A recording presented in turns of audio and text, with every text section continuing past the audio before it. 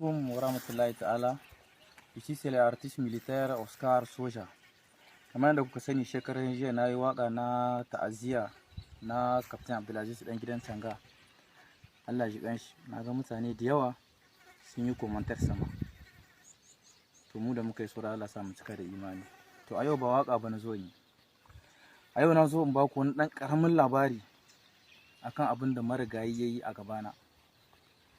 Wanda a yanzu masu yin shi Allah ji ƙarrar musulmi.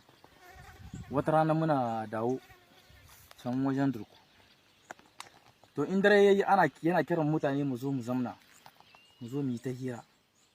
Yanzu mun zo muna zamne tare da mu da wani abokina yana nan.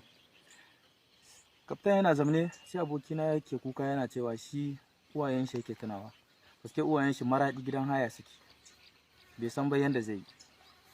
Ashe wanga bawan Allah marigayi Captain Abdulaziz Allah ji ganshi yana ji. Sai da safe ya ce min kai sha ta yaka ina wani? Ya ce mai wani yana nan. Ya ce ta yi kirawo shi. Da na ta yana kirawo shi ya ce mai kai jiya menene kake cewa? To shi ya mamance paske mun yi magana da yawa. Sai Captain ya ƙara ce mai jiya wani hira ne na ji kana yi. Sai ya yi shiru sai ya ce mai uwayenka a Maraɗi wani gida suke? Sai ya ce mai gidan haya. Ya ce mai gidan haya suke.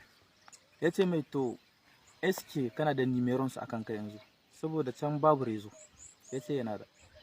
Ya ce aka mai turaya. Da aka mai turaya a take yanke ya ce ma yaran ya buga apel ya tambayi uwar shi ta je wajen mai gida har yana sai da wannan gidan.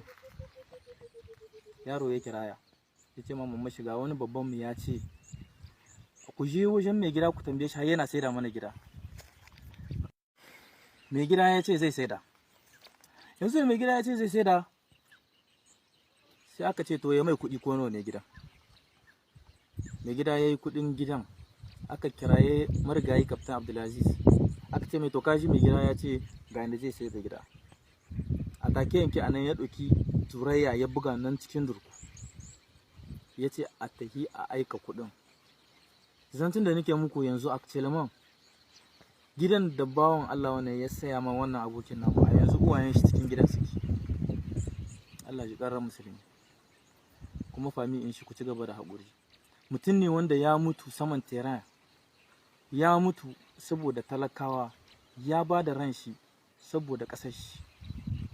Yau abun alfahari ne ga mu duka 'yan ƙasa ko ga mu sojawa wanda ya irin wannan mutuwa na saman terrain. Ka ba da ranka saboda 'yan ƙasa, ka ba da ranka saboda talakawa,